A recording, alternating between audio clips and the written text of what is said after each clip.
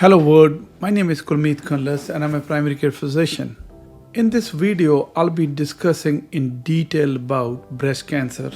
The goal of this video is to answer most of your commonly asked questions and why it is important that you should get routine screening done properly in a timely fashion and also continue to improve your life and work together to decrease the risk factors. As you know, breast cancer is predominantly disease of females, and in United States, about 1 in 8 female has a lifetime risk of developing breast cancer. And as we age, especially above the age of 50, the breast cancer incidence is increasing. And this phenomenon has been pretty much predominant worldwide. Males do have breast tissue, though the risk of breast cancer in male is very low, but 1 in 833 males will develop breast cancer over the period of their lifetime. So do not ignore yourself. If you have any abnormality in breast tissue, you must get involved and must get your testing done properly, and you must be screened. Further, breast cancer risk factors. As you know that the main risk factor for breast cancer is age, and if the breast tissue is not used for its intended purpose, our society, we are postponing having children to later stages of life. Further, there has been a global trend that breastfeeding has decreased. We are becoming more and more sedentary. We are not exercising. We are gaining weight, and our diet is predominantly high in saturated fats, and also we are smoking more and consuming alcohol. All these things have been implicated with increased risk of having breast cancer. Females who start their periods less than 12 years of age, or people who do not go into menopause up to the age of 55, they have also increased risk of breast cancer. Further, if you have been exposed to radiation at a younger age, especially less than 30, for different reasons, you have a risk of developing breast cancer. There are certain hormone exposures.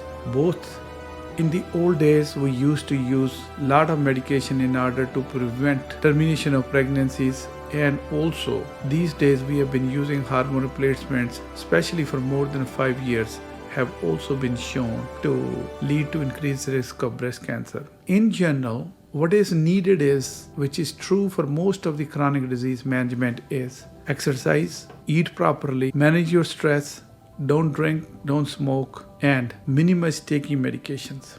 Further, it's important that who should be screened. The risk of breast cancer is predominantly very high in age group of females between the age of 50 and 74. And the reason we focus when we are screening these days in this group, because the incidence is very high, and we definitely can do a lot of things if we diagnose it properly and diagnose it effectively enough.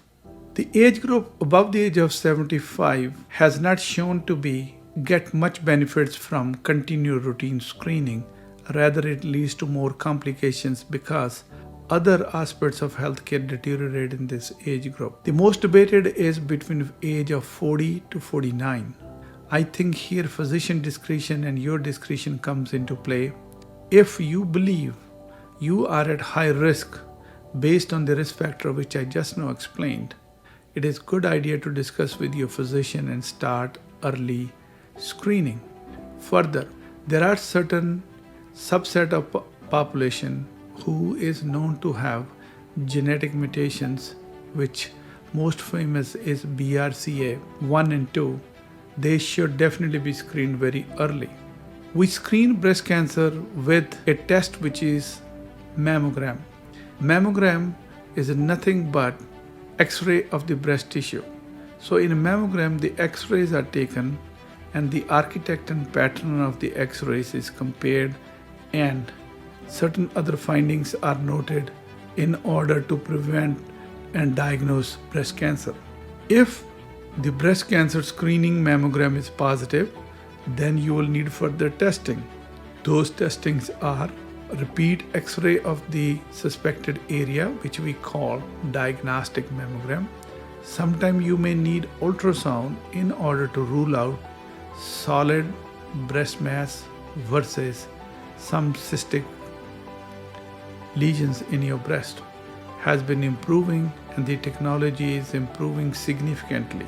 Once these diagnostic tests are done and there is high suspicion in a specified area, then you will be subjected to biopsy of that tissue. Do not panic. If your screening mammogram is abnormal and your diagnostic tests are abnormal, you are still not doomed. About 10% of the routine mammograms done will show having some abnormalities. And among the abnormal diagnostic tests, only 3 to 6% get biopsy proven breast cancer. Let's extend this journey that if somebody unfortunately is positive for breast cancer, then we must understand what do we need from healthcare system and who should be in your team. I'm a primary care physician, and I truly believe we have the strongest relationship with our patients. We know their emotional threshold, we know their support system. So I truly believe primary care must be part of your team. Further, you will need medical oncologist, medical surgeon, you will need plastic surgeon, and you may need healthcare coordinator to work through your insurance and other red tape which you may encounter on your way to get proper treatment. Further, before we discuss about types of breast cancer, let us understand what breast tissue is. Breast tissue is a gland. The purpose of this gland is to produce milk. So the part of the breast which produces milk we call lobular part of the breast, and the small canals which carry this milk to the areola is called ducts. Most of the time the cancer develops in these small ducts. If the cancer is in the duct, you may hear the name ductal carcinoma, and you may hear ductal carcinoma in situ or locally invasive ductal carcinoma based on how much this breast cancer has extended. Once the cancer involves the glandular portion of the milk producing part of the breast, it is called lobular cancer. Like with any cancer, first question always is how extensive this breast cancer is. Meaning, is this cancer is restricted only to the local area or has spread into different parts of the breast tissue or local lymph nodes or distant lymph nodes or to different parts of their body. And depending on the extent to which your physician will find these extensions, your cancer will be stage from 0, 1, 2, 3, 4. 4 is the worst stage, and cancer at stage 0 to 1 is the best stage. Your chances of recovery are significantly better if your breast cancer is found at the earlier stages with screening mammogram. If you have been diagnosed having breast cancer at the later stages, the treatments have improved significantly and the prognosis is improving significantly. So do not feel depressed or down. Rather, put the best team available to help you with breast cancer treatment. Further, now let's talk briefly what are the different kind of treatments which you may encounter or may be given the choices to do over the period of course of your treatment. As I mentioned, first one is surgery, second is radiation, third is chemotherapy, fourth is certain targeted biologics, number 5 is the plastic surgeon for the reconstruction. Now, surgery is best indicated at the earlier stages and even at the later stages. in which your breast tissue, depending on the extent, from some part of your breast tissue to the complete removal of your breast tissue with possible dissection of rest of the chest wall and the armpit. If they remove part of your breast tissue, it is called lumpectomy.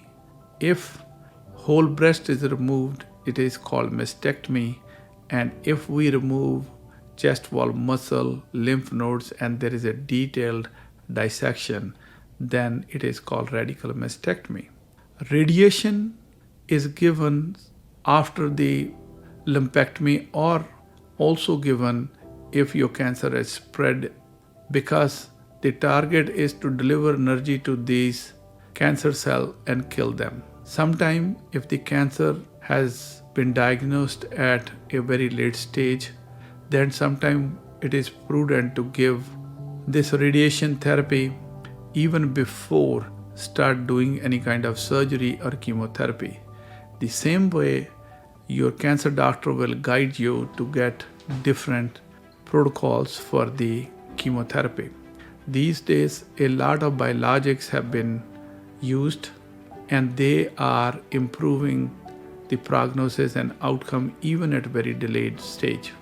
The breast tissue has a lot of hormone positive receptors which we use to target to create new medications so that we could stop the growth of the cancer cells.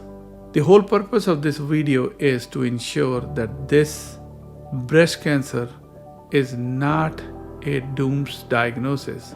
If you put team together properly and you keep your emotions under check and your healthcare navigator gets you through all the possible impediments which will come during referral process, coordinating your care and working with your insurance and institutions, you are bound to have a very good outcome.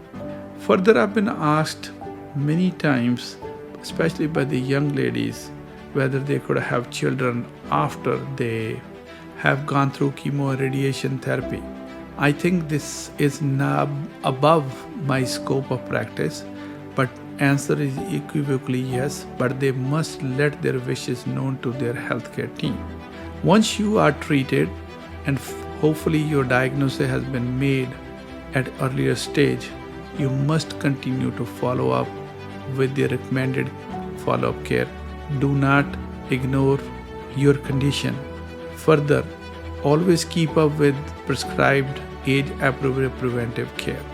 Join another support groups. You will get needed help when you need it, and once you are done and treated, you could support others who may be in the same shoes and dilemma and pain where you are one time this thing. I think if we help out each other and improve this diagnosis, it's not a death sentence, but we must not ignore it, because even today, breast cancer is the second leading cause of death after lung cancer in females worldwide. I hope this video was informational. Please do not forget to subscribe to our channel so that we could continue to produce the similar content, because it keeps us motivated. Thank you very much.